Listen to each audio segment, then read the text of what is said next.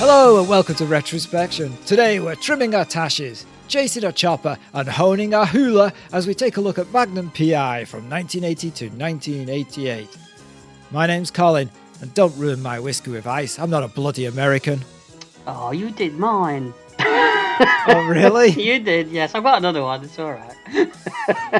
That's the first time that's happened. I know. In 99 episodes. That's it. We're done. Yeah, that's what we were waiting for, right? Well, I'll have to do one of my other ones then. And my name's Paul, and it's rather disgusting when you think about it. It depends what you're thinking about. What are you thinking about, Paul? What are you always thinking about? Hot, steamy sax. I wonder where you were going with that. You love the saxophone. I was thinking beer, probably, but all right, I'll take probably. it. Yeah. I'll take a bit of sax. Poured into a saxophone. So where you drink it? Could you drink it out of the mouthpiece if you tipped it up? Is that how saxophones work? Yeah, it must go all the way through. I mean, when you play an instrument, there's that valve that you press to drop your spit out of it. So You'd have to be careful that don't blow. You'd have to suck, wouldn't you? Yeah, you'd have to suck. You don't blow it, come out the other end. Yeah, you'd have to suck really hard as well. But you've had practice. I was going to say that neither one of us suck. So, but... Oh, you do. All right. Magnum ran for 8 seasons and stars Tom Selleck as Magnum, John Hillman as Higgins, Roger E. Mosley as Theodore T.C. Calvin, Larry Manetti as Orville Rick Wright, and in this episode, Pamela Susan Shoop as Alice. It was created by Donald P. Belisario and Glenn A. Larson. And the music is by Mike Post. You can't go wrong when you've got the twin peaks of Larson and Belisario coming together, can you? No, that's right. That's a picture, isn't it? It is in my mind. Yeah. So the pilot was originally a 90-minute episode with different theme, music, and credits. For syndication, it was split into 2 parts and had the Magnum tune added, which is the version we're watching, right? Yeah, I couldn't find the other version at all. You've got it though, haven't you? Yes, I've got it. Mm-hmm. Yeah. There were crossover episodes with Simon and Simon, Murder, She Wrote, and they thought about doing one with the Equalizer. That would have been a little bit weird, although I'd be quite interested to see Higgins and Robert McCall get together. That could be interesting. The only way I could think it would work is if McCall went to Hawaii. Yes. And had served had some connection with Higgins in the past. I don't think it'll work with Magnum going to New York. No, because he's very much a part of Hawaii, and that's part of him, isn't it? In the show. Yeah. Equalizer seems a lot more of a. I know it's not really gritty, but it seems grittier. I suppose. I wonder whether you could do, or whether this was what they were going to do, is that Higgins and McCall know each other. Yeah, that's what I would say. Yeah. Mm-hmm. Would be a way of doing it. I think a Cagney and Lacey crossover would have been good with Equalizer. Oh yeah, absolutely. Yeah, definitely. I think we actually suggested that in our talked about this? Equalizer episode. Yeah. Oh, okay. All right. So we're treading over old ground. All right. Well, no, to stomp on old ground even more, I think in our Quantum Leap episode we mentioned that there was talk of a Quantum Leap crossover at one point as well with Magnum. Yeah, that's right. In fact, I've seen test footage of that episode, and it shows Bakula doing that scene in the Hawaiian shirt, looking over his shoulder and doing the eyebrow bob. Oh, wow. Where did you see that then? Is that on YouTube? Yes. Yeah, it was shown at a convention, so it's a really bad video of a screen at a convention showing it. Oh, I'm going to have to take a look at that. I think that would have been really fun. It would. It's a bit odd because in one episode, Magnum is actually playing on a TV screen in the background. So it's like, is Magnum real world, or is he leaping into a TV show, or was he leaping into Tom Selleck playing Magnum? Who knows how they would have written it. That could have been fun, leaping into Tom Selleck playing Magnum. Yeah, you'd like to leap into Tom Selleck, wouldn't you? Tom Selleck first played a detective in a couple episodes of The Rockford Files as Lance White, the guy who gets on Rockford's nerves because he's always right, clues just fall in his lap and the police love him. And they're good episodes. And that's what they were going to do with Magnum at first, but then realized that that's kind of boring, having a guy who's always getting things right and everything goes his way. So they changed it up. Yeah, they originally he was going to be more of a sort of sophisticated, suave, girl on each arm kind of guy, wasn't he? Yeah, a bit more like you. Oh, obviously, yes. Yeah. Well, yeah. Girl on each arm. Oh, married man. Right. Yeah. Oh, yeah. Sorry. Well, I'm talking about your past. All right. The Rockford Files thing's interesting as well because they wanted to get James Gardner on the show a few times, didn't they? But could never get it to happen. I think there was licensing issues as well with him playing Jim Rockford. Oh, that would have been good. Yeah, it would have worked as well. The two of them together. Yeah. Yeah. Magnum was supposed to finish at the end of the 7th season, but the way they did it annoyed so many people that they made a shorter 8th season to follow. Is the 7th season the one where he's in a coma for a lot of it, or is that the last season? He's in a coma at the end of the 7th season, and it's left ambiguous whether he lives or dies because it shows him, I think if I remember rightly, walking off like he's with an angel. Oh, that would have pissed people off from no end, wouldn't it? Yeah. Maybe that's how we should go out on the podcast. Ambiguously. I was going to say, there's no way you're going to be walking with an angel. You never know. Put it this way, if you're walking off an angel, something's seriously gone wrong with heaven. There's some serious shit going down in heaven. There's a title of a film. That's a tagline. He died. He walked with an angel. God damn, there's some serious shit going down in heaven. This is defamation of character, you know. To what? To God? I'm a nice guy. Oh, sorry. Oh, I thought we finished. Go on. Yes. I do remember. I think I remember. Are they on a beach, or am I confusing that with Miami Vice? That's a good question. I remember Crockett in a white suit on a beach in a dream sequence. Yeah. I don't know whether I'm mixing that up with Magnum as well. I got a feeling there's a beach involved in Magnum too. Yeah, and isn't the angel played by the little John Craven guy? Yeah, John Craven. John Craven's newsroom. Yeah.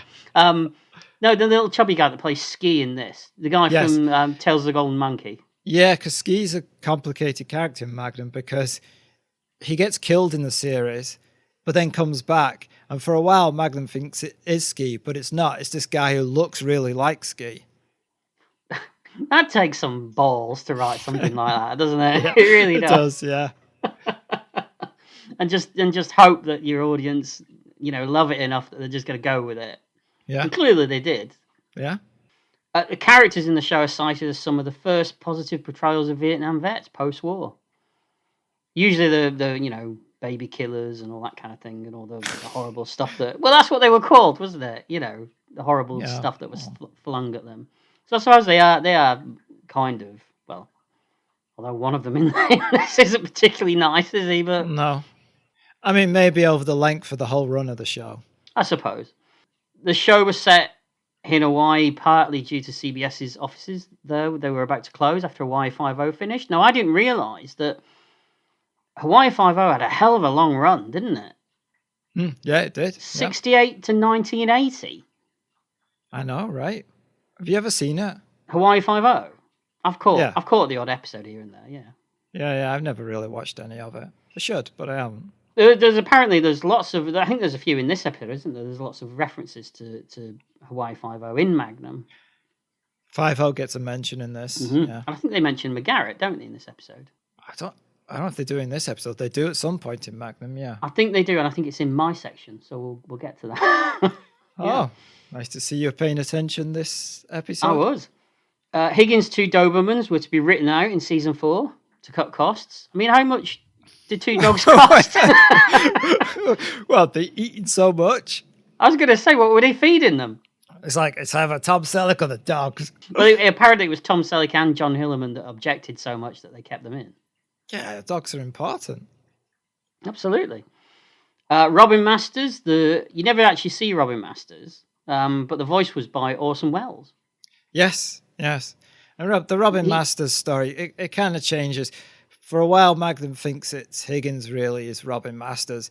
And then the show kind of contradicts itself at some point, but then goes back to the idea that it is Higgins at the end of the show. So is it Higgins at the end of the show?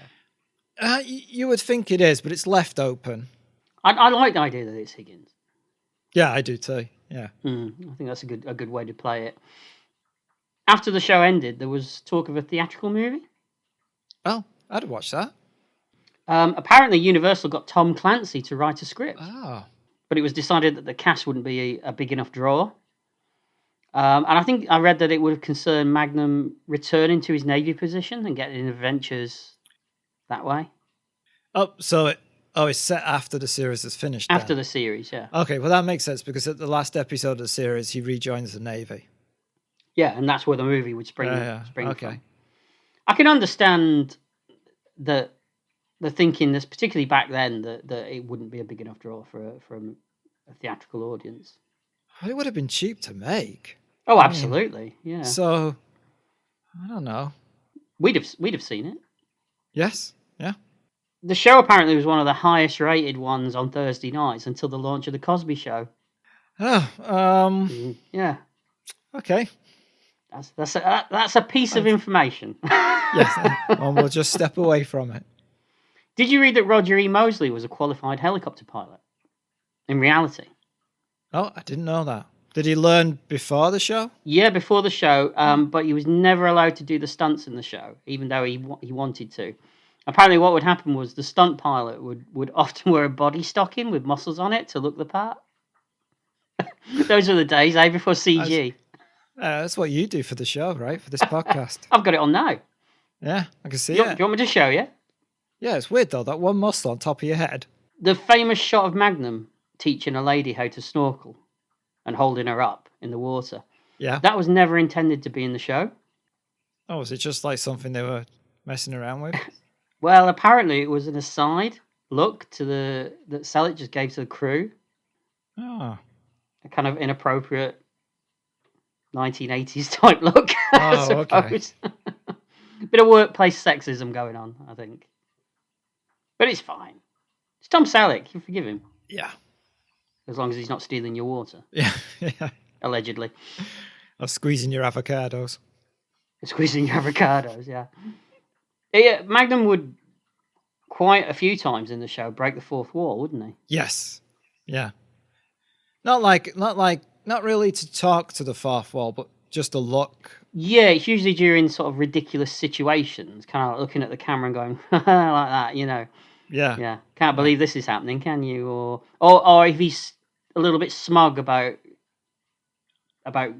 achieving something. Yes. Or getting one over on somebody. Yeah.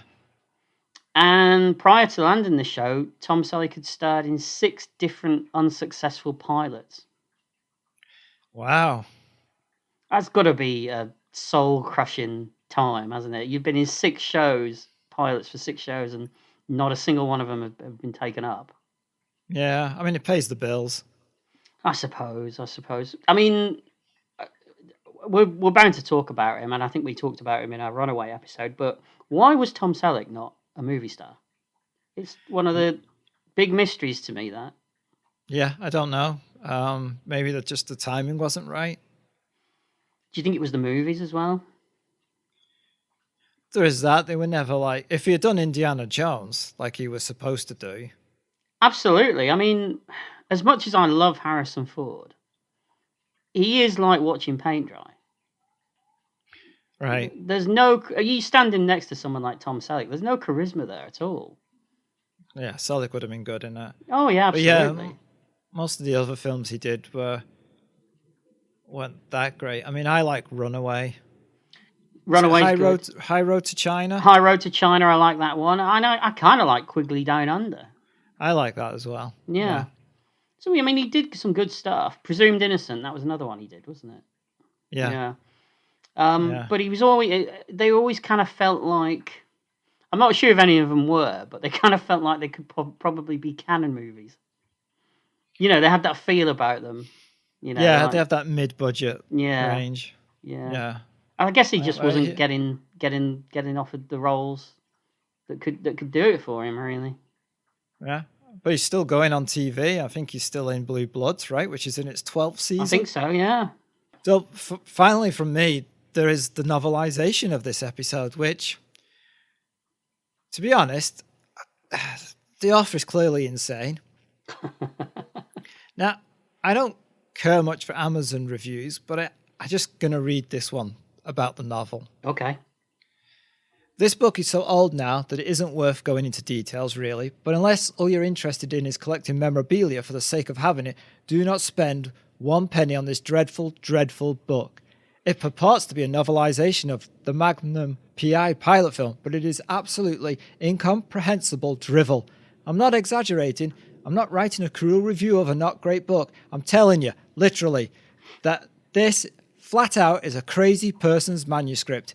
Every line of dialogue is padded with backstory and even historical digression, and the whole first third of the book, which is set before the pilot film, even begins, oh God, you don't want to know. Truly, all I tell you is, when this book was relatively new, I was so flabbergasted that it could have been made through even a cursory editing process that I wrote the tie-in editor at Granada Books. He wrote back, apologetically, "You're absolutely right. This book's approval had nothing to do with me." I don't know how truthful that is, but yeah. Wow. Pretty much. So you've read it, obviously. Yes, I've read it. I have it. I think I bought it for you, didn't I? I think you did. Yeah, it's one of the best birthday presents you ever gave me. And so without obviously going into it too much, what is it about it that is so bad? I will be reading little excerpts from the book here and there. Not too many, because this isn't an audio book podcast, but I will be. So let me do that, and you can taste the flavour. Oh, fantastic. I'll strap in for that then. Yeah. Yeah. All right. So we get one of the best opening themes and a real great introduction to the show through the opening credits. Shots of all the characters, the Ferrari, Hawaii, fighting, great chopper skills, and it finishes with the iconic over-the-shoulder eyebrow bob. It is. It's one of the best theme tunes ever, isn't it? And it when I was watching it took me right back to being a kid. Yep, absolutely. Yeah. We open with Magnum swimming in the Pacific Ocean, and the title "Don't Eat the Snow in Hawaii" appears. He's towing a bag attached to him. When he gets out of the water, he seems tired, as if he's been swimming for a long time. He runs along a wall. It appears that he's up to some covert action. I'll point out that this opening scene occurs on page 83 of the 223-page novel. What's he doing for the previous 82 pages then, Colin? Backstory about Magnum investigating a rape of a Vietnamese prostitute. Oh, well, that's a fun it's a fun time and for everyone. A lot of stuff about colonialism. Oh, okay. I can see why they didn't include that in this and just started it here. Yeah, they just decided to miss it out. Mm-hmm. Makes sense. Now, in fact, I'll read you a bit. All right, go on. The military is a thriving industry in Oahu. The island's beauty has been somewhat marred by the constant influx of new citizens and tourists by jet. Each of these is a conspicuous consumer and tosses away his first share of beer cans and plastic wrappings, so the more densely populated parts of the island look like Coney Island after a state holiday. For density of population, I think it's Oahu makes Britain or Japan resemble empty Siberian wastes. Honolulu expanded as far as it could and then continued to swell by building upwards and then gouging out more space from the mountains. The scenery was rearranged to fit in some more high-rises. Pearl Harbor has not escaped the building development. Even so, there's still plenty of untouched islands left to content the eye. The pineapple fields are yet there, the neat spiky leaves protruding from the soil like the headgear of well-regimented African warriors. He's gonna tap out. Yeah, the sugarcane fields still rustle in the soft breeze and the mountains rear up without a single billboard advertising Schlitz or Budweiser beers. The Defense Department is a residual spender and its projects and men keep the economy thriving. There are sprawling housing estates of the same pattern to be found in any part of America. There have been considerable changes since the arrival of Captain Cook and his crew, but if they were to come again, they would notice, if they did not look too closely, No difference from the time when they first dropped anchor and gave their strained planks a rest. I like to give my strained plank a rest. They were the very first tourists, and it had been hard for them to return aboard again for the long journey back to a very different fog-blanketed isle across which northeasterly winds raged in winter. The Americans had long since taken over, and the island is now a thriving naval base. The sun was rising out of the Pacific, its golden rays surfing across the waves and picking out one of the few isolated beaches left on the north shore of Oahu. A man was swimming through the surf. His name was Magnum. Well, I don't think much of this episode of Jack and Ori. You don't? No, it's... I'm beginning to think we should do a book podcast where each episode is a chapter of me just reading this book. If you'd like to hear that, email us at info@retrospection.com. Yes, we'll put it as an extra on a Patreon page if anyone wants to support us. Yeah, that's what you get, Colin reading that. Yeah. Well, that's Well, I can see what he's trying to do. Glad you can. So, back in the episode, we get the voiceover that the show is famous for. It's funny the things a grown man will do for a living, especially me. Take this morning, I'm breaking into Robin Masters' estate. You know, the writer, the one with all the bestsellers and all that money. And we get a shot of a man patrolling a veranda of the house. No, that's not Robin. That's ex-Sergeant Major Higgins. He's sort of the major domo around here. Robin flies in once or twice a year. We see Magnum picking the lock of a gate. On the gate is a sign that says private property, trespassers will be prosecuted. Guard dogs on duty. The rest of the time, the estate is open to his friends. And then we cut to a shot of two blonde twins sleeping in separate beds. This whole thing of Robin Masters having air stewardesses staying at his house when he's not there. Mm-hmm. What's that about? Well, they're his friends, so they're there when he's there as well, but he also allows people to stay in when he's not there. But you've got that is he or isn't he as well, haven't you? With Higgins. I see. Right, okay. Yeah. Let's see what the book makes of that little 5-second scene of those ladies laying in the bed, shall we? Why, at this very moment, there are two cuties in bed inside, doing the brass bedsteads a considerable favour by lying on them. The only trouble with brass bedsteads is they make one hell of a noise when you're satisfying a lady. Satisfying a lady? Okay. The interior sprung mattress is the greatest thing since saccharine. He's got one of these, hasn't he? This writer. He's got one. Yeah. He's talking about Magnum here. He was the shy sort who did not want the whole world to know the speed and power of his thrusts. He is a big man.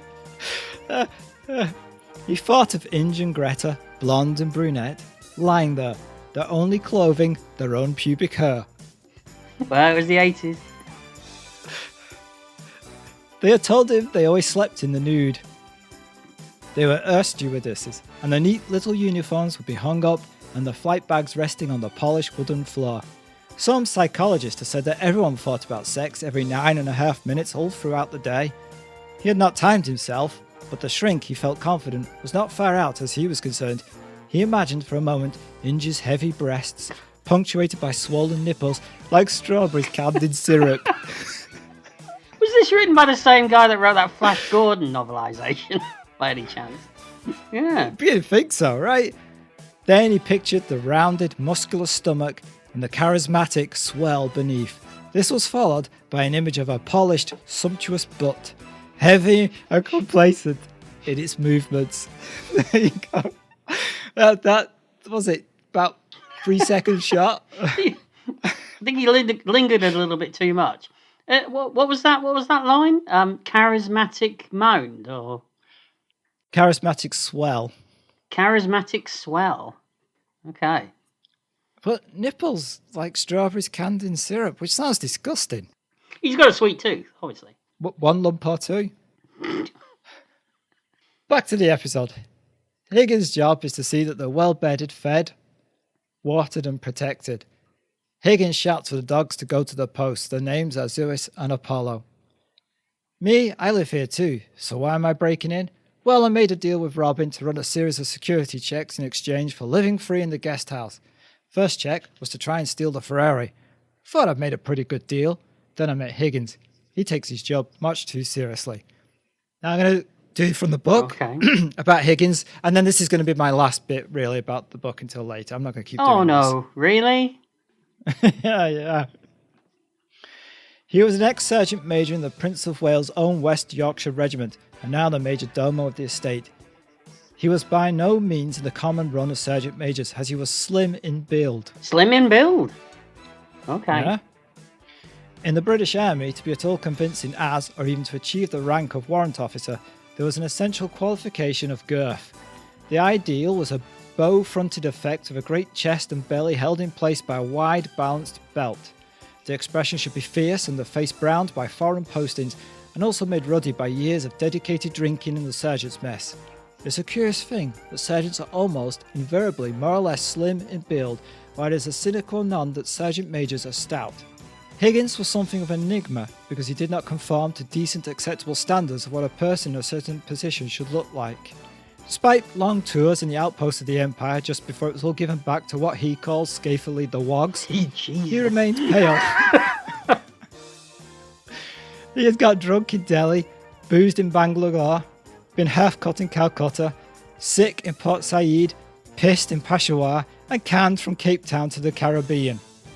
He had had fevers on the Ivory Coast and dysentery in Palestine. He had been scorched by the suns of protectorates, dependencies, colonies, mandates and occupied zones. The starch had been sweated out of his khaki drill from Rangoon to Gibraltar. He had been posted to Korea, Northern Ireland, Malta and Berlin. There was hardly a spot on the globe where he had not displayed his smartly bellied uniform, and no soil where he had not smashed down his studded boots immaculately to attention. 13 studs to each boot, the strict military regulation. I think he needs to stop travelling. I mean, he obviously doesn't agree with him, does it? No, does this sound like Higgins to you? Well, obviously, I mean, you read that and you instantly think John Hillerman, don't you? He's the perfect guy for this role, as written in that book. Yeah. He had never cared for Americans, and had a bigoted dislike of them. They were not, it was true, Wogs, but he felt they fell short in many ways. He had never been able to bear watching American troops drilling, as the way they shuffled about them made him feel quite ill. They slid their feet about like homosexual ballroom dancers. What? They had to... You need to quit while you're ahead, Colin. Yeah, I'll stop. But yeah, that's why the book is crazy. Well, that writer's displaying a little bit too much of his own personality in that book there, I think. Don't you? You think? Yeah. Wow. No wonder you don't see that on the shelves anymore. Yes, that's true. Yeah. That's why it's like $125 on Amazon. Worth every penny, Paul. Thank you. That's all right. You're worth it. Magnum starts to massage his shoulder, which seems to be causing him some pain. We see an old bullet scar. Like I said, funny the things a grown man will do for a living. But I've done funnier. We hear the banging of Asian gongs, and in black and white we see Magnum in uniform, under fire. We see a quick glimpse of TC and the chopper. These are memories of Vietnam. Now, I've often wondered, do you really see flashbacks in black and white? And when you do have a flashback, does the world around you just stop while you're having your flashback? Mine do. All my Vietnam flashbacks are in black and white. That's amazing. Was that not just because most of the movies that you've seen about Vietnam are in black and white? No, it was a terrible holiday I had once. Oh, right. Like a Bogner? I tried to, but she wouldn't let me. I have no idea what that meant. It was very quick. It was nice. Like in Highlander, and he stops and he looks off into the distance and he has a flashback. Does everything just stop around him? That's because he's trying to remember his next line. Probably. Highlander. Probably, yeah. Okay. Back in the present, Magnum takes his clothes out of the bag he was pulling along and a tape recorder. He presses play and a high-pitched sound is emitted. This upsets Zeus and Apollo, and Higgins sends them off to find Magnum. They run to the tape recorder. Behind them, Magnum shuts the gate, locking them out. Magnum sneaks behind Higgins and around the house. He presses a button and opens the electronic gate, then starts to unpick the lock of the Ferrari. Meanwhile, Higgins has let the dogs back in. Who's let the dogs back in? Higgins has. Magnum sees them running towards them and says to himself, don't look at the dogs, work the lock. They close in on him. I like that moment as well. And I like the payback as well. Yeah, later. Yeah. Finally, he gets the door open just as the dogs reach him. Magnum breaks the fourth wall looking at the camera. Sometimes everything goes as planned. It works really well whenever he does that. Yeah. And already Tom Selleck's coming across as incredibly likable in this. And you've only seen him for like 5 minutes. Yeah. Mm-hmm. Yeah. But then he realizes the car is beeping and getting louder and higher. Sometimes it doesn't. He discovers that overnight Higgins has installed an alarm system that activated the moment he opened the door. He now has a minute to figure out the combination before a siren goes off and the fuel pump will lock. The twins arrive and Magnum chats to them as he tries to figure out the code. And he's so laid back while he's doing it, isn't he? Yeah, he is. Yeah. It's a good exchange. Higgins approaches with a smug smile on his face. Don't know what that means. I don't understand that, Colin. You don't know, what? Oh, yeah, you don't know what the word smile means. The word smug, you totally 100% know about that. That's a private joke between us, Colin. I think they could tell from the tone of your voice you're a smug bastard. Fair enough. Those emails we get. Dear smug bastard and Colin. Yeah, but they're from you. Oh, that is true. Yeah. Magnum thinks it must be a number the Major Domo is familiar with. After trying a few different ones, he realizes it might be Robin Master's personal number. It is, and the alarm stops. The smug grin on Higgins' face drops as Magnum speeds away. He's got to pick up a buddy from the airport who's coming in from Tokyo. He's going to be a few minutes late, right? Mm-hmm. If you're wondering how I could be so sure the combination was the phone number, if it wasn't, Higgins would have won. And fate just wouldn't do that to me. He smiles at the camera and speeds away. When that gate closes on them dogs, one of those dogs really slams into it head first, doesn't he? Yeah, I didn't like that. No, neither did I. Yeah. No. Yeah. But it's a solid opening, right? You understand the difference between Higgins. We understand the difference between Higgins and Magnum. We have the premise of the show. We learn that everything doesn't always go the way Magnum plans. We have the voiceovers and the occasional breaking of the fourth wall. Yeah, you know exactly what you're going to get. Yeah, it's a perfect opening. Yeah. We got to the airport and a plane landing. We learn that this is a military airfield, and these are military personnel. It's pointed out to them not to bring any illegal souvenirs from Japan. We cut to customs, and the lieutenant is being asked questions about his luggage, especially the Japanese documents. Mm-hmm. The lieutenant flashes his ID and is let through. He's naval intelligence. And we see Magnum arriving at Pearl Harbor. He greets the guard at the gate, who's called Ski. He recognizes Magnum. Ski says he hasn't seen Magnum since he left the Navy about a year ago, and that he's heard Magnum is playing at being detective. Magnum corrects him, private investigator. That's something he'll do throughout the series. This whole episode felt like a who's who of 80s Belisario and Glenn A. Larson actors, didn't it? There's so many in this. Yeah, I didn't realize till we started doing this podcast that he would use the same group of actors. Absolutely. Even in little roles. Later when we have the is it the coroner or the in the mortuary. Yeah. The doctor in the mortuary. Yeah. He's another one who pops up in a lot in these shows as well. I've met that guy. He's a nice guy. Oh. Yeah. Okay. I don't know that show that you mentioned, Little Rose. The what? You said pops up in little roles. I don't know that show. Is that a Belisario show? Little Rose? Is it? What's it about? It's about small people investigating crimes. I'm glad you said small people. Well, what do you think I was going to say? Well, there's certain words you're not allowed to use anymore. Oh, okay. What? We're back to Bill Cosby again. Ski asks Magnum about the Ferrari. Where do you steal her from? Magnum is insulted. Makes you think she's not mine. Ski bursts out laughing. We get that again later, don't we? People always just don't believe anything to do with money or anything to do with it's just laughed at by his friends, isn't it? Yeah. Back at the airfield, as Cook is leaving, he's stopped by a Shore Patrol sergeant who says that Captain Cooley needs to see Dan now. He leads him to a car. They get in and drive away just as Magnum pulls in behind them. Cook sees Magnum and asks for them to pull over so he can, go and tell Magnum where he is. But they refuse, and the sergeant bends Cook's hand back and they drive away.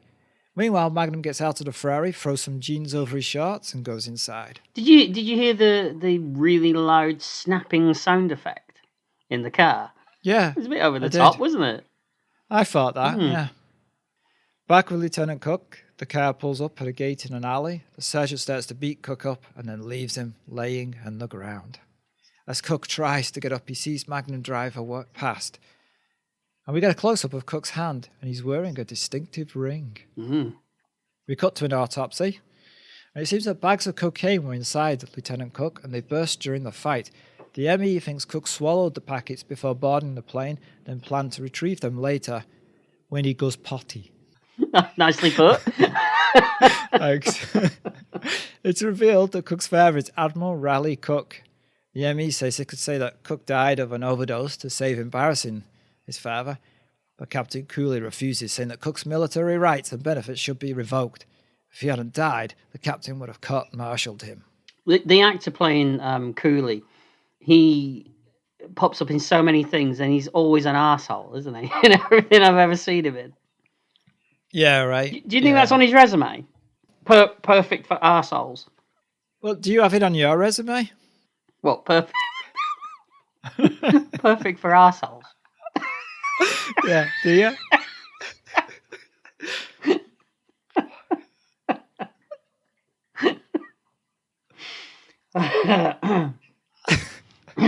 Carry on. All right. Magnum arrives back at Robin's nest. The dogs won't let him out the car, but the twins rescue him as they like him. Got to say as well, I meant to say this earlier, but the camera really does love to pan along that car, doesn't it? Yeah, well, maybe they paid for a certain amount of footage. Yeah, and it's footage that they're going to reuse a lot, I would imagine, in the series. Especially those overhead, top-down aerial shots of him driving down roads. I would imagine that they get reused a lot. I don't think they do. Really? Because I remember seeing that and thinking, I remember thinking, wow, it looks like Chips. And the music changes weirdly for that scene. And I remember thinking that's something they didn't really do that much in Magnum, was that? If they don't, then that's probably Bellisario's influence. If it was Glenn A. Larson, it would be used in everything. I'm sure there are other things, like the Ferrari leaving Robin's nest probably gets used a lot. Yeah. Must do. Yeah, and I'm sure that probably Magnum wears the same shirts a lot as well, so that they can cut and splice different shots together. Yeah, but it's not as bad as some of the other shows. No, I think I can't remember whether we talked about it on the podcast or whether it was just something we were talking about ourselves. But we don't talk outside the podcast, Paul. What do you mean? Yeah, we're not friends, really, are we? No, it's just professional. It is. It's all an act. We're like the two guys from Chips, aren't they? Yes. Yeah. No, one of the worst ones is how Mark Singer never changes his clothes in V, so that they can reuse all the shots of him for everything that they whatever they need to tell. Yeah. So the twins invite Magnum to the pool. Magnum watches them run into the water as he enters his home. He grabs a beer and makes a call and phones for Lieutenant Cook. As he waits to be put through, he grabs his binoculars. Yeah, this is a bit risque for TV at the time, isn't it? This scene. Oh, he's just watching them. Oh, because they're topless, They're topless, yeah. Yeah. Shocking. You sound like Sean Connery then. Shocking. Lieutenant Healy answers the phone and tells Magnum that Cook is dead. As Magnum cradles the phone, we see that he has the ring with the same design as Lieutenant Cook's. Ooh. We cut to Vietnam. A soldier is trying to contact the base. He also has the same kind of ring. And that's Robert Loggia. Is it Loggia? Yeah. Loggia? It is Loggia. Always right? A dependable actor, Robert Loggia, wasn't he? Yeah. Do you remember that show that we both liked that didn't last that long? Mancuso FBI. Yeah, it was a great show. Yeah, I haven't watched it since, though. Is it? Oh, it's quite hard to find, I think. Yeah. But he pops up in so much stuff in the 80s. Yeah. Yeah, and he plays a type. Usually he plays a lot of heavies. Yeah. We're in Vietnam. Soldiers trying to contact the base. He also has the same kind of ring that Lieutenant Cook has. Magnum arrives. They talk about the fact that Magnum wants to resign. Cook reveals that he's there because his dad expected it. But Magnum has done his tour and can get out. Magnum says no, because you can't split up the team. They're a team. What do you think of these Vietnam flashbacks? Think they look okay? They're all right. I mean, they're obviously not, they're obviously filmed down the road. Somewhere in Hawaii, I assume they're filmed. I think they're lucky that they are in Hawaii, aren't they? And that they've got places like that to film this vegetation that kind of could pass as Vietnam. Absolutely. Rather than, say, the Vietnam sequences in the A-Team that clearly look like they're filmed in California. That's exactly what I was thinking of, yeah. If you're going to do shoestring Vietnam, then at least this one actually works. We're a team. We have matching rings, don't we? I'm not even gonna. I'm not. No. I'm not. No. All right. I'm not gonna bite. Oh, I hope not. We cut to a plane landing at Hawaii. Magnum wonders if he had been on time earlier, could he have saved Dan's life? He's waited to pick up Dan's sister, Alice, and he drives her from the airport. She talks about her brother and her dad's reaction to learn that Dan is dead, especially the way he died. Magnum thinks that Captain Cooley's press release was just to let the people who murdered Dan think they got away with it, but Alice tells her that Cooley officially told her dad that Dan died while smuggling drugs in his stomach. Magnum can't believe it. Later, he bursts into Cooley's office. He demands to know why Cooley wrote that press release and threatens Cooley. Cooley hands in the medical report. Magnum still thinks it's nonsense. Dan's NIA clearance meant he could have just walked through with drugs in the bag. Nobody would have checked. Cooley says Dan wasn't on an investigation in Tokyo, but Magnum claims that Dan called him and said he was on a big case and that he needed Magnum's help when he returned to Hawaii. But Magnum has no more information than that. It's revealed that Cooley is jealous of Magnum and Cook because of who Cook's father is. He thinks they rose in the ranks because of that. Magnum tells him that Dan was murdered and he's going to prove it. When he does, Cooley can kiss those gold ribbons that he spent 30 years egg-sucking for. Cooley slams the door in his face. Two things about this scene, and it's a really good scene that I like. I like how they referred to the gold on the cap as scrambled eggs, but didn't explain it. Right. Yeah. Because that's a terminology that they actually use, isn't it? But it's nice that they just say it and don't explain it, because it would be weird if they said it and then they just explained it for the audience. So it's like one person explaining to another person something that they already know. Yeah, that was good. And I was a bit skeptical about Cooley at first because I thought, oh, this guy's just a stereotypical antagonistic commanding officer, isn't he? It's a bit weak. But there's more to it that we find out later. When that happens, I didn't actually expect that. What happens later, and I thought that this is good. This is good writing. I like this. Right. Mm-hmm. Well put together. Yeah, it is. Yeah. Magnum is waiting for Healy and offers to buy him a beer, but he refuses and drives off. Magnum gives chase and urges him to have that drink. At a dark, Magnum tries to get information from Healy. He wants Healy to get him Dan's case files. First, Healy refuses, but Healy starts talking, telling Magnum that Cooley had Dan doing petty jobs. Magnum insists there must have been something in Japan. Healy says that the only thing happening was a 30-year-old Japanese Zero being found by some kids who were skin diving. But it's not a drug case or anything big. But Healy agrees to call Magnum if he hears of anything. As Magnum leaves the dock, we see the guy who attacked Cook watching him while on the phone. He tells his colleague that they have to kill Magnum. They follow Magnum's Ferrari onto the freeway. Meanwhile, Magnum ruminates about Healy and what kind of case he must have been working on. He could no more smuggle coke than breathe underwater.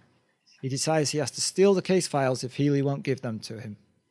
As they go into a tunnel, Magnum realizes he's being followed. He starts to worry about damaging the Ferrari, and then they start shooting at him, and he quits worrying. The chase continues, but the bad guys mistime a bend. One of them falls out the car, rolls down a hill, but then the car travels over the hill with the driver still inside, tumbling and landing upside down. Petrol pours from the open cap, and a fire starts. As Magnum runs over, the car explodes. An explosion after the crash. Perfect. That's all we wanted.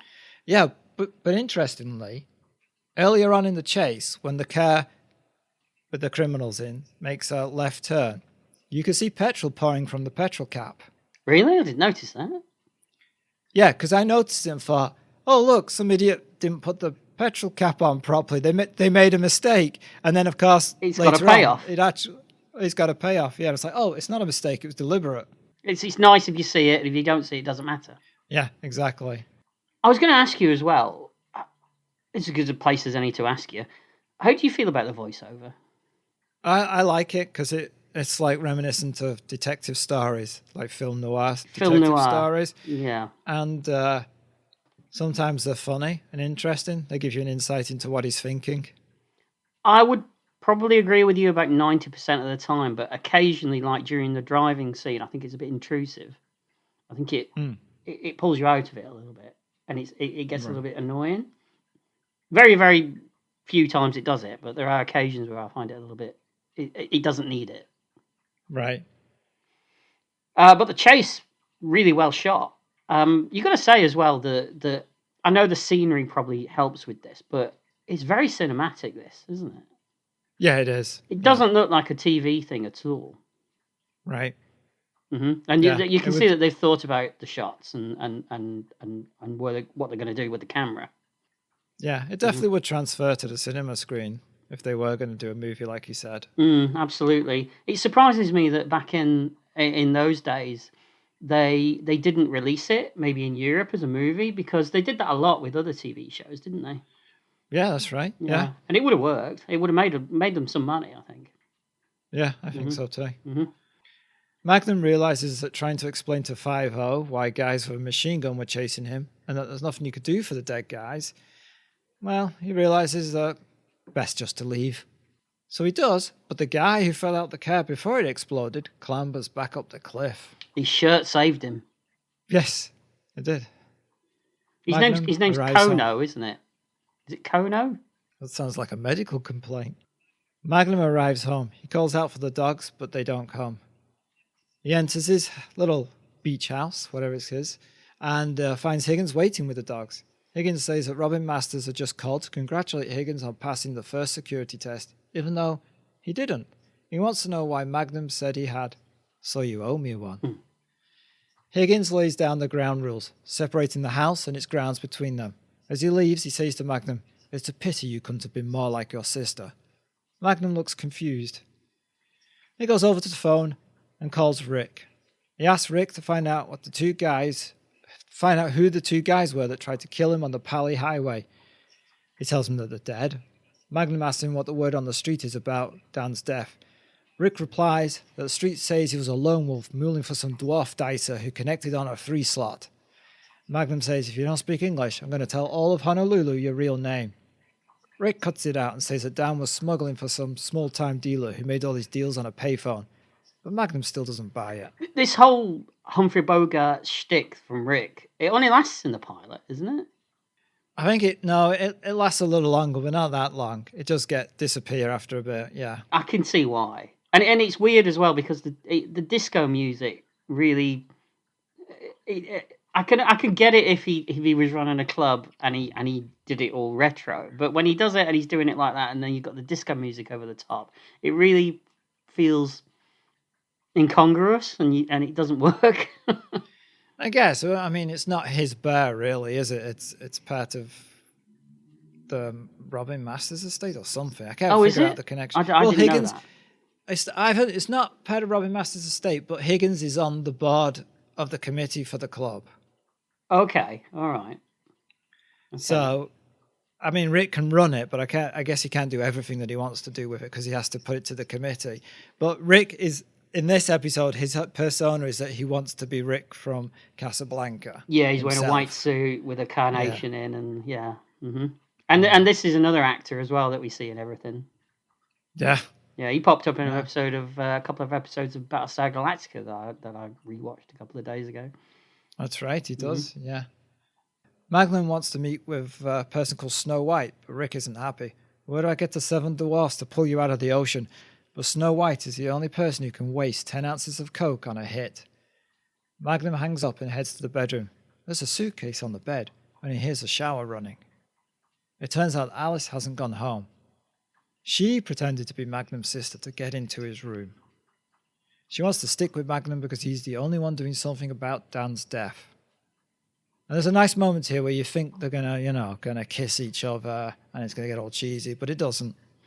Yeah, I noted that. I thought it was good that they only joke about them being romantically involved, and then they completely avoid it, don't they? In the script, which 9 times out of 10 you don't get.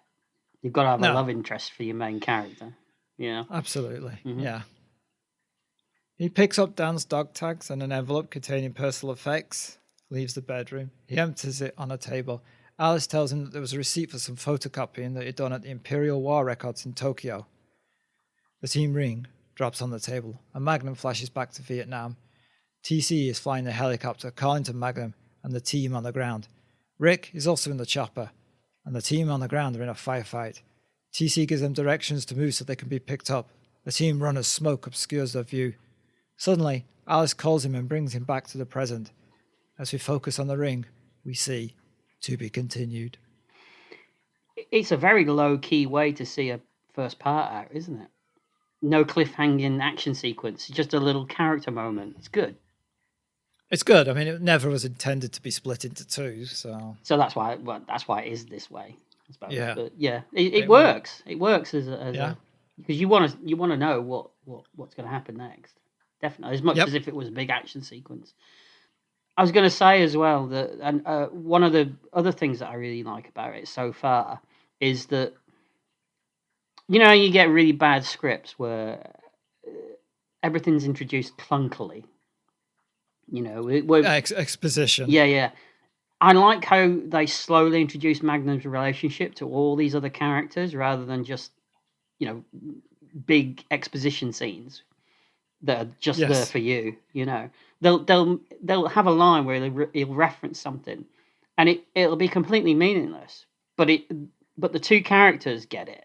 You don't get it necessarily as the audience, and it'll get paid off later. It'll get explained, but at that moment, there's no need to explain it.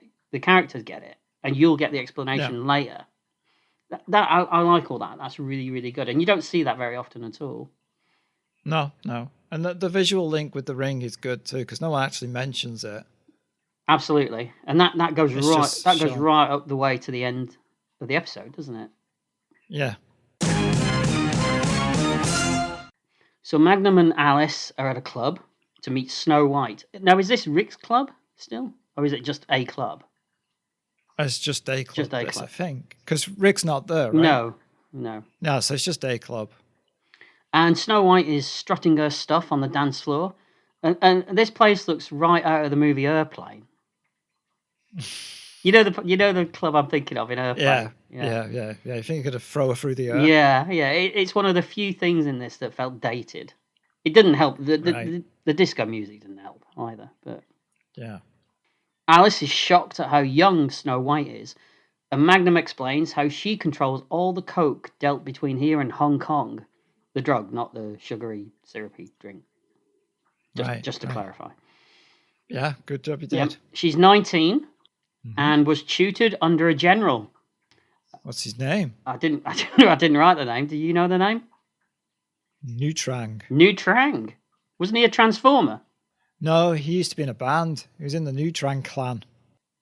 And this general controlled the Golden Triangle. They married while she was 11. She's from Wigan.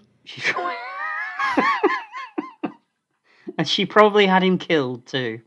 Now that's a go-getter in my book. Yeah. Mm-hmm. So they meet with Snow White, but as a precaution against listening devices, she turns up the music in the office. I like that, because they don't explain it. Right. But you know why she's doing it. Yeah. I will say I was waiting for a cop rock moment to kick in for a second when she turned the music up. For them to all burst into start singing? Yeah. I had a flashback. She's skeptical about Dan's death being murder. But if it was, she says that finding the killer would be to everyone's mutual advantage. Yeah. And she's with a partner who IMDb just lists as Arab. Oh, does it? Yeah. Okay. Yep. He deals in gold and tells Magnum that it's rumored that 30 million in gold bullion is to change hands in Hawaii at half the price. I think you have to say that differently, don't you? Don't you have to say like he deals in gold? Never boo. Always So believe you in have your to say soul. it, Is right? that what you're saying? Yeah, you have to say that. Yeah. Do I have to? No, you don't have to. Thanks. I've just done it for you. Thanks. He wants to know who, and Magnum suspects that if Dan was investigating the case and discovered who was involved, it may have gotten him killed. It's all coming It together. is. Snow White throws out a name. Le Boule. Sorry, what was that Le again? Boule. Oh, okay. That's right, isn't it? It's French. Yeah. I thought you were doing a Scots accent. Sorry. Le Boule. Le Boule. Saying that she's never met him and doesn't know his real name. Apparently, Le Boule appeared on the scene of... Don't laugh. Why's he got camp? Ooh, Le Boule. Le Boule appeared on the scene a few years ago and became a major force in the heroin trade with possible Chinese connections. I've got a Chinese connection, you know. This could go horribly wrong. Here we go. We're cancelled. What? What key like down the road? I've got their number. I've got them on speed dial, actually. But Is that a Chinese takeaway place? yeah, what key like. It's a real place. I'm not making it up. What's it? Walk you like? What you like. Walk, you, letter U, Yeah, like. All right. I always want to do it. We'll call it a Chinese place and just play Genesis songs and call it Walk This Way. If Magnum was to nail Le Boule for Dan's murder, then Alice would get her brother's killer, and Snow White and Shady Guy could get the gold. But Magnum tells her that if this Le Boule did kill Dan, she doesn't have to worry about him getting off the island with any gold. So he's going to kill him. Yeah. And Magnum wants to know where he can find this Le Boule. We cut to TC. Wait, sorry. Can I ask you a question? Every time you say Le Boule, you lean into the microphone in a strange It just angle. feels. What's that it feels about? natural. Feels right. Yeah. Okay. I'm feeling it. You know. Yeah. No. You keep feeling. I will. We cut to TC flying Magnum over the island in his iconic chopper. Yeah. That's got to be one of so many vehicles from 80s TV shows that if you saw a picture of it, you'd instantly go Magnum.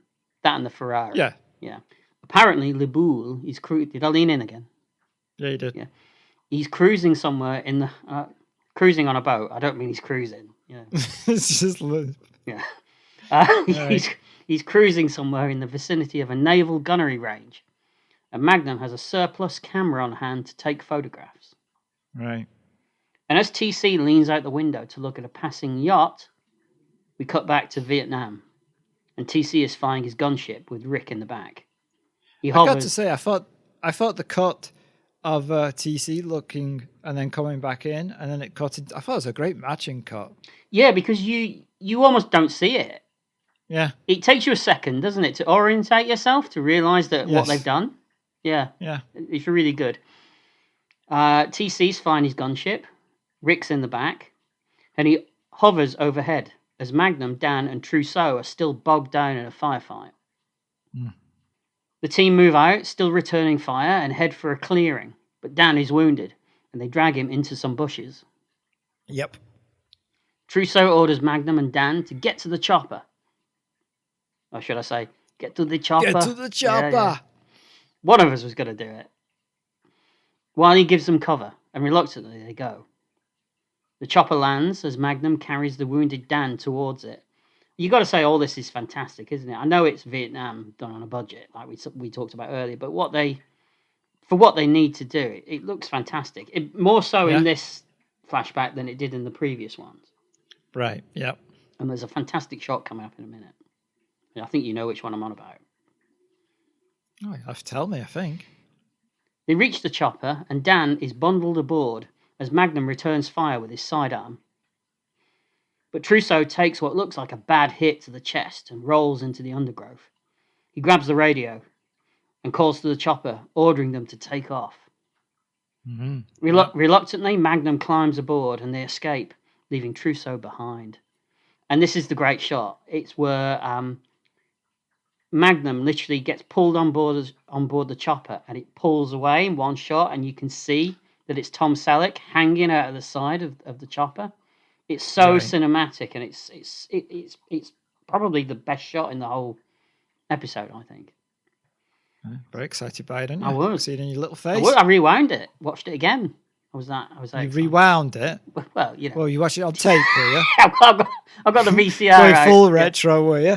Well, we are retro, aren't we? Yeah. We cut back to now with Magnum and TC in the helicopter. They see an island, and Magnum searches with his binoculars for Le Boule's ship. Now, this is the island where they do gunnery tests, isn't it? Yes, yeah. TC is skeptical that he'll find him, though. Suddenly, TC points out a ship dead ahead, but Magnum says it's a Navy patrol boat used to keep people from the island during gunnery practice. And they move on to the south, checking out more ships, and there's a little bit of a montage of them flying around. Yeah. And the aerial photography in this is just really, really good. It's better than Airwolf. Oh, gosh. Put it on the back of the box. Better than Airwolf. Aerial photography that will put Airwolf to shame. Yeah, it does, though. It does. Yeah. Suddenly, Magnum has a thought.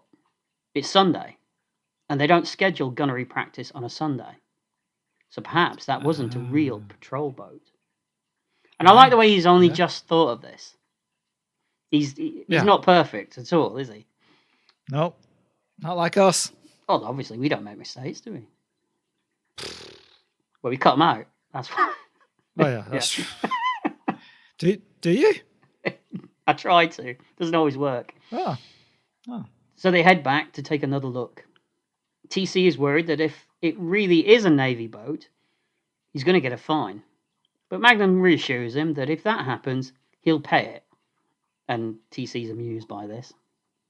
Yeah, because he never pays his debts. They buzz past the boat, and Magnum sees that the ship has no official markings, meaning that it's definitely a private boat. He's convinced it's Le Boule and wants another pass. Yep. On the deck of the ship, a man, possibly Le Boule, comes out with some armed guards, and we only see Le Boule from the back. But he looks mighty familiar to me. Don't know about you. John Craven. You don't see him anymore, do you? That's what, well, you know why? It's because he's bloody smuggling cocaine. You go from newsround to country file to cocaine smuggler. Yeah, yep, it's a slippery slope. Do you think he's going to sue us if he listens to this? Who, John Craven? Nah, he's too strung out. Is he dead? Is he even alive? I don't know. Well, we probably killed him now anyway, even if with our track record. we did tend to finish them off on the podcast, don't we? Yeah. Magnum takes more photos and tells TC not to worry. They're not going to shoot. Cut to later, and Magnum, Higgins, and Alice are developing the photographs in a darkroom. Alice examines one of them and remarks that the men, they're shooting all right. Yep. Magnum just laughs it off, but Higgins takes a look and even describes what kind of guns they were using. And doesn't he say something like, wouldn't use them himself or something along those lines? No, he prefers the British-made Sterling. Of course, yeah. Magnum has tried to enlarge a picture of Le Boule, but it hasn't come out too well, and it's a funny picture, isn't it? It's just they kind of make out as like there's something wrong with the picture, but the only thing obscuring his face is the fact that he's holding these dirty, great binoculars in front of his face. Yeah, but I like the fact they didn't do that trickery where they take a photograph and they go, oh, let's blow it up, and suddenly it's all perfectly clear. Yeah, that doesn't work in this, does it? Yeah. No. However, he finds something familiar in the stance and build of the man. Could it be somebody he knew? We could tell him. We all know who he is. Oh, yeah, that's true. Yeah, we could. Some detective, right? I know. Sorry, private investigator. This supposed mystery of Le Boule is one of the few things that doesn't work, isn't it? it's so obvious who he's going to be, because you don't get Robert Loggia in a couple of flashbacks and then kill him off. It only doesn't work because we know who Robert Loggia is. Probably back in when this was first aired, was he that popular? I don't know. It just seemed. I don't know. It just felt really. We've got obvious, a lot of information. I suppose. Yeah. We've got a lot more information than Magnum's got. Okay. And don't forget, it's like how many years? 15 years, 18 years between. I don't know how many years between Vietnam. It's not. It's less than 10, isn't it? The show. It's less than 10. Less than 10. Okay, but still, he hasn't seen him, and as far as he knew, that guy was dead. I suppose. All right. Okay. All right. You're slowly swinging me around. Am I? Yes. Okay. Hey, not for the first time, Colin, eh? No. The phone rings and Higgins answers it, expecting it to be Robin Masters, but is disgruntled at the sound of TC's voice. Passing the receiver to Magnum, he reminds him that this is a private phone and not for personal use. Yeah. Do you find Higgins a bit insufferable at times? I mean, I know he's meant to be. Yes. But sometimes it's a bit much. It's a bit too much. Yes, and I think do they tone that down? Because you've watched further on, yes. haven't you? For the first season, though, he can be insufferable, but then they tone it down. I mean, they have to, really, because Magnum and Higgins become to respect each other. That was what I was going to ask you. I'm guessing that they become friends in a way. Yeah. In a way. Okay. But yeah, it does get a bit much at times in the first season. I wonder whether it was just me and it was just annoying me, so I'm glad that it's not. Right, yeah. TC tells Magnum that he flew back and forth a few times to the island and he saw the boat rendezvous with a speedboat, and there's a gag about TC needing more money for gas. Yeah. Magnum wants Higgins to run the photo over to Rick's for him, but Higgins says that that's out of the question and heads to the kitchen with Alice. Magnum's path is blocked by the dogs until Alice comes back and very easily just calls them off. And she's only been there, what, a day? Right. In the book, it has Higgins with one of Magnum's shirts rubbing it into the dog's nose and saying, "Kill him, kill him." That's a bit harsh, isn't it?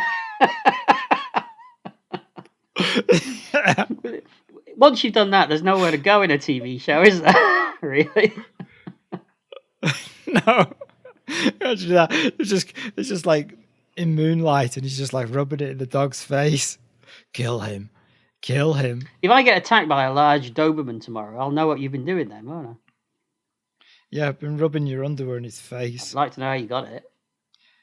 Yeah, he says, "Bad man, kill."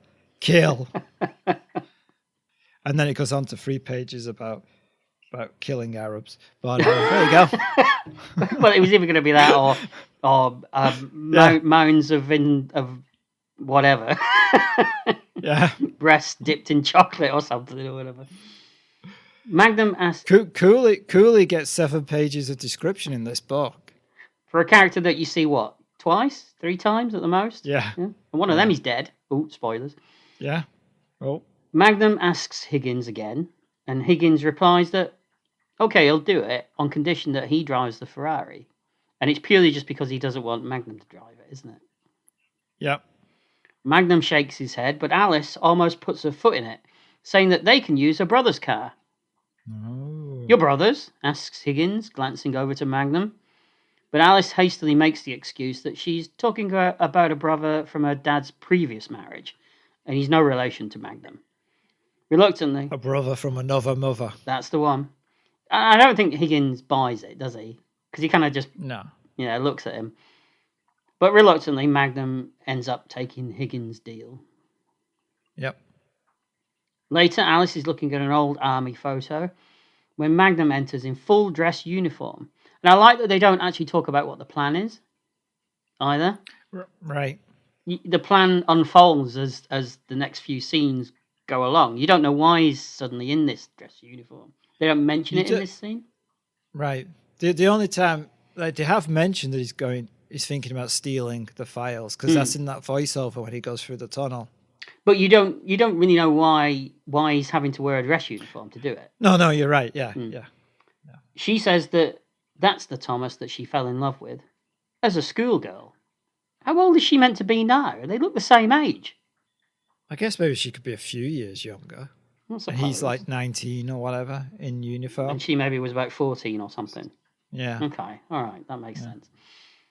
She asks him why he quit the service, and he replies that one day he woke up at 33 years old and realised that he'd never been 23. Leave it at that, he tells her abruptly. This upsets her a bit, and he apologises, saying that he swore he'd never put the uniform on again. And there's a bit of smooching. Yeah. Until he pulls back, telling her that the timing is lousy. He's worried that she's too vulnerable right now, and he doesn't want to take advantage. This is the 80s, right? Yeah, no, it's weird. Usually in our 80s shows or films, we've had like at least a couple of rapes by now. I know. And what trounced it in the ratings on Thursday nights? The Cosby Show. And it came out. Leave that one there.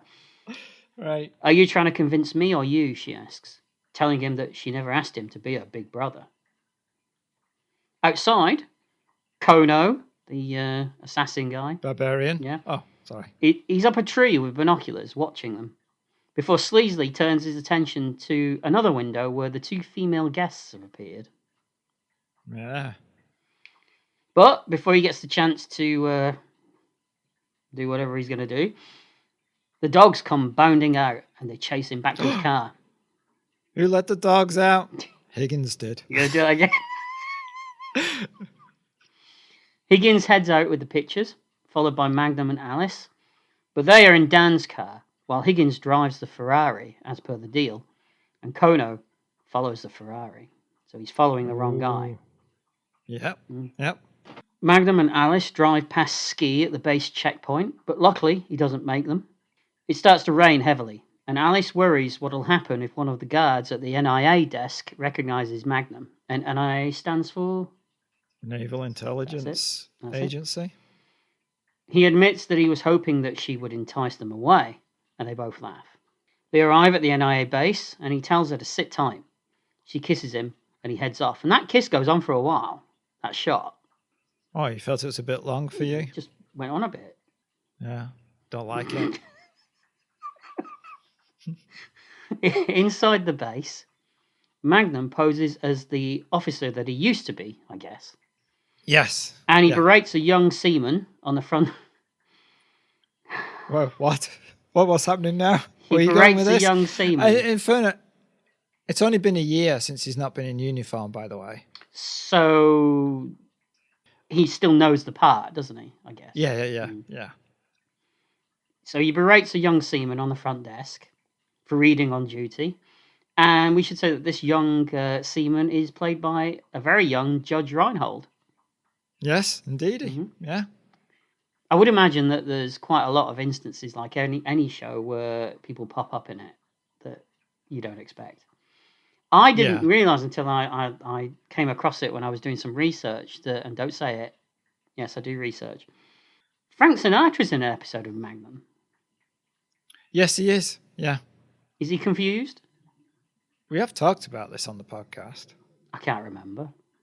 It was on one of our special ones where we talked about, I think it was the one where we did like a day's program. Oh, yeah. Yeah, the COVID. I think so. COVID episode. Yeah. Yes, that's it. That one. And I talked about that episode. Oh, right. Okay. And is he confused? Yeah. Who, Frank Sinatra? No, he's all right. Is he? I think it's actually the last thing he ever filmed. Oh, right. Okay. I look forward to seeing that one eventually. Yeah. Magnum quizzes him jokingly and suggests that he saved the cheap Robin Masters novels for when he's off duty. So Robin Masters is like the Stephen King of the Magnum world in the fact that his books are just everywhere. Yes, exactly. Yeah. It's quite a funny gag, that. Yeah, it is. Yeah. Magnum goes to the lift, but pulls a face when he hears that tonight's duty officer is Ensign Healy. Oh. Upstairs, Magnum picks a lock and goes into an office. The voiceover tells us that we all make mistakes, but he'll be in and out before Healy even knows a thing. Perfect. Magnum searches through the files, and the voiceover continues, telling us that Cooley had put Dan onto every worthless case he could find, and compares it to putting McGarrett out as a meter maid. And there's your 5-0 reference again. Ah, got it. He keeps searching as Alice waits outside. But Healy pulls up in his car, and noticing Alice, he comes over to give his respects regarding her brother, and he asks her, what's she doing here at 2 a.m? It's a fair question. It's a question you've been asked when you've been hanging out with sailors at 2 a.m, right? What, the Blue Oyster Bar? Yeah. Yeah. I don't know what you're talking about. She smiles. Like, yeah. I mean, they asked you and you said, I just like being surrounded by seamen. Right? That's what you said. She smiles and replies, waiting for Ensign Healy. Right. Back inside. Smooth. Back inside, and Magnum finds a file about a missing Japanese cargo plane in the 1940s. Divers found the wreckage just off the island, and Dan had written to the mother of the pilot saying that he would check with the officer investigating the wreckage, Captain J. Cooley. Oh, dun dun dun. Healy and Alice, meanwhile, have sought out shelter from the rain, and she spins a yarn about coming to get her brother's personal effects, name-dropping her father in the process, which works wonders. Yep. Magnum's voiceover then tells us that whoever killed Dan was tied to Bulle, and that Cooley is probably tied to Bulle also. All fitting together nicely. He says that Dan's case file will get him Cooley, and Cooley will get him Bulle. Alice and Healy speak to Judge Reinhold at the desk, and Healy gives him a bucket of chicken or something? Yes, he says, save some fries for me. And he gives it to him to keep him quiet while they go upstairs. I mean, that would work for me as well. Oh, you'd be like, woohoo! Is it payday? If he had chicken and beer, even better. Yeah, that's true. That's your perfect combination, right? Is. Magnum leaves the office, but sees the elevator is on its way up and darts to another door. He starts to pick the lock, and his voiceover says, don't look at the elevator, work the lock. Don't look at the elevator, work the lock. And there's your nice callback from episode 1. He gets inside and ducks down, just as Alice and Healy head into his office. There's a flash of lightning from the window, and we instantly cut to Magnum in the other room, looking down at a very dead Cooley sitting in his chair. That's another nice transition there as well, the way they do, because when the lightning flash goes off, it's on Alice's face and she jumps. And then you instantly cut to the dead body and Magnum looking down. Right, yep. Magnum surmises that he's been dead since late on Friday, and that's why nobody's found the body yet. Yeah, all right. Just seems like no one cleans the office, no one noticed. I did think about cleaners, yeah. Do you think that's ever going to happen to you? You'll be in your office, no one will notice for days. In fact, it'll be like a week there, people still be coming in and talking to you and like leaving stuff for you, and you're just dead, but no one notices. Colin, for that to happen, I'd have to be at work. Oh yeah, there is that, right? Yeah, that's true. That's true. And from Cooley's facial expression, Magnum surmises that he was in agony when he died, and he admits that he doesn't feel sorry for him. So Magnum's a moral guy, but there's kind of a stoniness about him as well, isn't there? Yeah, I mean, there are a few episodes where he shoots people because, he feels it's the right thing to do, but even though the person is unarmed or something, he makes a decision. He's not always Mr. Nice Guy. Well, that's interesting because I'm going to ask you a question when we get to the end of the episode. Oh, goody. I'll ask you a question about what you think. Healy is typing a receipt for Alice when Magnum appears at the window, holding the file and gesturing that they need to go. Magnum goes back downstairs, berating Reinhold once again for eating this time, and he heads outside, ducking down into the back of the car. Next, Healy and Alice also come down and head out. She tells him that he's wet enough for one night and goes back to her car alone. Getting in, she and Magnum make a quick getaway. Nice. Magnum tells her what he's found in the files, and that Cooley said that the wreckage and the cargo were worthless, when in reality, it was the gold. Yep. Magnum suspects Dan went to Japan to check their war records, and nothing had matched with what Cooley had said. Alice then gets hysterical and runs from the car into the rain, screaming that she'll kill Cooley, but Magnum tells her that someone already did that. The Bulle, probably. At Rick's, Kono is looking around as Higgins is showing Rick and TC the photo of Le Bulle. But nobody can work out who it is. As Higgins goes to leave, Rick tries to offer him some money, but Higgins tells him, "I don't accept tips." "I bet you don't give them either," laughs TC. Higgins stops in the doorway, and for a second there's a hint that things could turn nasty, but then he just walks away. Right. So, as you said when you've watched further on, is Higgins a bit of a Robert McCall type badass secretly? Yeah, like he tells all these stories, and they throughout the episodes they're like, "Oh God, he's telling one of his stories," but 9 times out of 10, the stories are proved to be true. Right. Okay. Because that's what I wonder. Because something happens in a minute that kind of makes him look like it's all just stories. Right. But you know the moment I'm talking about. Yeah. But TC is ogling women in the club when Rick notices Kono following Higgins out. He recognizes Kono as a hitman for hire, and grabbing a couple of guns, they run outside. Higgins is walking down the street. Kono is following. He reaches the Ferrari, where Kono attempts to manhandle him, and he gets a karate chop for his trouble, which doesn't seem to do much to him. So this is where I thought, is Higgins full of shit, or is Kono just really tough? Yeah, maybe both, bit of both. But yeah, they do like have stories where Higgins' past comes up, and it is usually intelligence related or military. Right. Okay. Do we ever see some sort of any flashbacks to do with Higgins in the war? Yeah, we do, because I think at one 2-parter, Higgins is kidnapped for something he's done in the past, and then we get flashbacks. I guess they get a younger actor to play him in the flashbacks, do they? Yeah, I think so. Yeah. Or they just stick a tash on him. And then we have a couple of episodes where Higgins plays his own like offspring, his own brother. Oh right. There's a Irish Higgins, and then I think there's a country Higgins too. I think. Oh God, if I remember rightly. I think I've seen the Irish one. Right. I think I've seen that episode. Yeah, I think I caught it once on daytime TV when it was on sometime. Right. Yeah, but obviously out of context, I didn't know what the hell was going on. You know. So. Kono pulls a revolver, but Higgins activates the Ferrari's security system and its alarm sounds. Rick is running down the street when Magnum and Alice pull over, and Rick fills him in on what's happening. Yep. Distracted by the alarm, Higgins knocks the gun from Kono's hand and runs towards Magnum and Rick, who are across the street. Kono picks up the gun and aims. Magnum pulls Higgins to the ground just as Rick riddles Kono with submachine gun bullets. It's quite a brutal moment, isn't it? When he kills him like that. Yeah. Considering the general tone that we've had up to this point, it's been kind of light and breezy, hasn't it? Yeah. Most of the time.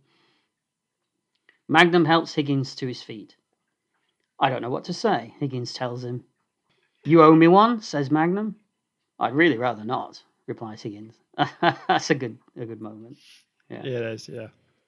TC arrives and they look over Kano's body. He takes a machine gun from Rick, saying, "I always knew you could shoot, but where'd you get this gun, Orville?" "Orville?" questions Higgins. Yeah, that's where it's revealed his name is Orville. And that's a payoff to the line way back where he threatens to tell him what his real name is. Yeah. Alice asks Magnum if the dead man is Le Bulle, but he shakes his head and she collapses into his arms, sobbing. "Maybe I should have told her it was," Magnum's voiceover tells us. "But I couldn't lie to her any more than I could lie to myself. I just have a sixth sense, a feeling that I'll just know Le Bulle when I see him." Well, we could help him. We know who he is. Yeah, we could. Yeah. We've known for the last 40 minutes. Later, Magnum is swimming and he climbs out for a rest. His voiceover continues that he'd figured Le Bulle would be on the run by now, but he can't shake the feeling that he feels he knows him somehow. Suddenly, he realizes something, and he runs back to the house, grabs his gun, and loads it.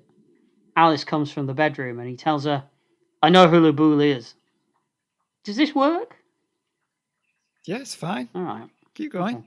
You're doing all No, right. I don't mean me criticize doing this. yourself. I mean oh, the sudden no, realization it that he works. has. Well, it's because he's swimming. He's relaxing. Just like in the shower.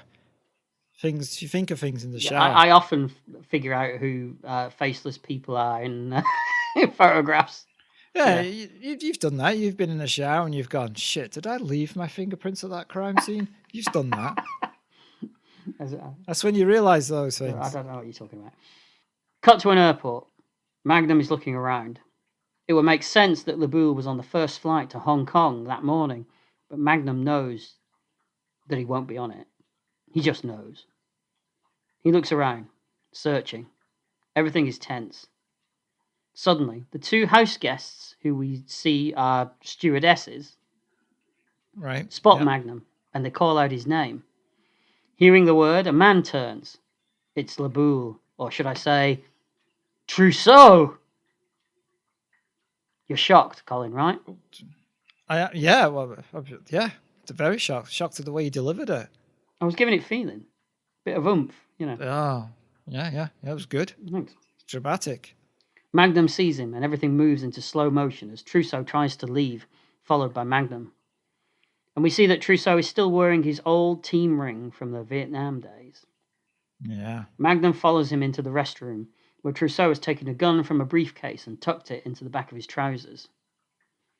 Magnum enters. "As you can see, I survived," says Trousseau. "So did Dan, until last week," replies Magnum, as he slowly pulls out his gun. And I like the way that you just see him just take it out, and then he cocks it, doesn't he? Yeah. So, going back to what you said about things that Magnum's done, my question is, if what happens didn't happen, and not to spoil it, but Trousseau's going to pull his gun out on him. If he didn't, was he going to kill him anyway? I think so, because he killed Dan. And he tells Snow White that Bulle is never going to leave Hawaii with the gold. And if he was going to arrest Bulle, then the police would get the gold. But even though he's had the sudden shock that it's actually someone that he knows, and probably someone that he respected quite a lot. I think that's even more reason to kill him, because he's betrayed the team. Jesus, I'm never going to get on your bad side, Colin. Yeah. You don't betray the team. The ring means all. Oh, that's interesting then. Okay. Trousseau tells him that he didn't know it was Dan until it was too late.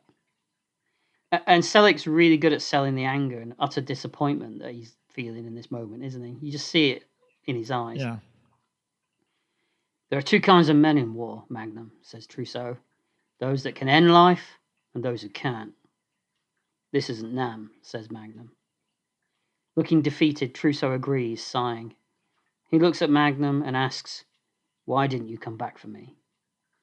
This causes Magnum to look away for a split second, and suddenly Trousseau spins around and fires, hitting Magnum in the shoulder. Magnum shoots back. Trousseau slides to the floor, a gunshot to the chest. Yeah, shot him right between the urinals. Oof. Sounds painful. It does. Yeah. Makes you flush. Magnum moves towards him, still aiming his weapon at Trousseau. Trousseau starts to fade as Magnum slides down the wall in front of him. "We came back," Magnum tells him, "but you were gone."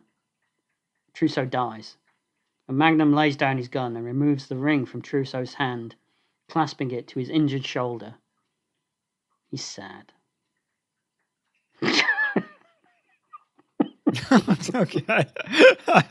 Fair enough. We zoom in and we fade out. It's a very good finale to an episode.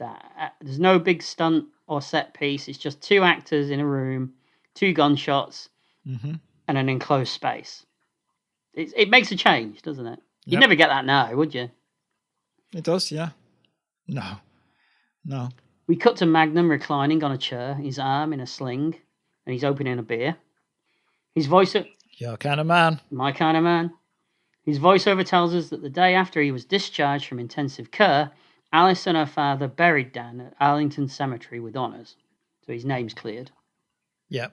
He's got his military rights back. Alice promised to come back, and he promised that the timing would be right. But we know it's never going to happen. Nope. He goes on to say that Robin Masters called that night, and Higgins, being out, he answered. Masters told him that 3 French stew. He calls them stews, doesn't he? Yes, he does. Yeah. 3 French stews, tasty, would be in that weekend, and would he ask Higgins to show them Hawaii? He volunteered, and TC was flying them in. But when Higgins found out, he was less than impressed. He sees entertaining the guests as his territory. And we see Higgins on the balcony, face like thunder, don't we? Yep. But as the chopper lands, Magnum grins. But come on, 3 French stews, he says. What would you do? Yum yum. And as the dogs begin to bark, we freeze frame. And that's the end of the pilot episodes of Magnum PI. So, Paul, what did you think of the pilot episode, or episodes, of Magnum PI? This wasn't a show that I watched as a kid much. I saw the odd episode here and there. But for the most part, it kind of passed me by a bit. I wonder why. I don't know. I think it was because it tended to be on late at night, didn't it? Because it wasn't like the A-Team or Knight Rider where it was on between 7 and 9. It was usually on later than that. Was it? I think so, yeah. So all I can say is, isn't it great when you discover an old classic?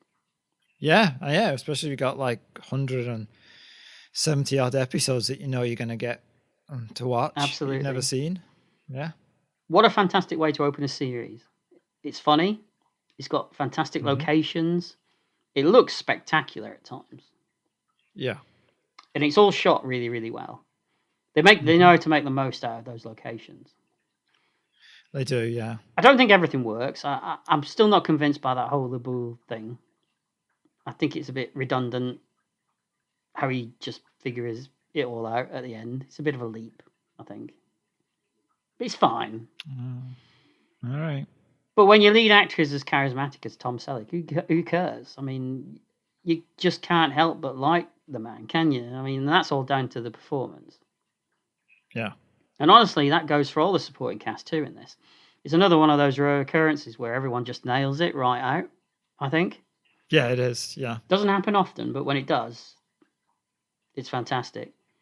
So, for me, this was just great. Loved every second of it. Definite hit. And I'll be watching some more. So go on. Tell everyone how much you hate it. Oh, it's a travesty. No, I really like it too. It's even though it's one of those 80s detective shows, it seems to have writing of a higher caliber than usual. Absolutely. Do they keep that up? Yeah, I think so. I felt so. Okay. Yeah, when I've watched them all, and I never felt that it was going off the rails in any way. They always tried new things as well and different styles. And you would get a serious episode, then you get a completely jokey episode. Okay. So they do things like that too. But I agree that you're going to find Higgins insufferable. You are going to. And then they figure out the balance at a point. Oh, that's good then. Okay. Yeah. Tom Selleck's great in it. All the other actors are good. And it just has all the right elements. Somehow they managed to just get it right straight away. So it's a hit. Go on, man. Yes, it's a hit. Twist your arm. Yeah.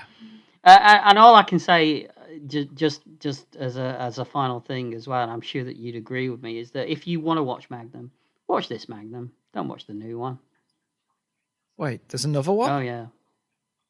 Oh, no, there's not. No. Interestingly enough, how there's connections between Hawaii Five-0 and Magnum. They still do that between Hawaii Five-0 and Magnum, the new shows. I imagine it's the same production team, yeah, right? I think so. Yeah. But don't watch either of those. Yeah. No. Fair enough. Okay. Well, on that note, thank you to our Patreon supporters, and don't forget you can email us at info@retrospectionpodcast.com. You can visit the site, at retrospectionpodcast.com, and you can still message us on Facebook, Twitter, and Instagram, and you can still listen to the themes and the songs for the shows that we review on our Spotify playlist. And remember, today you may be in a slump, but tomorrow you can always hula. Goodbye. Bye.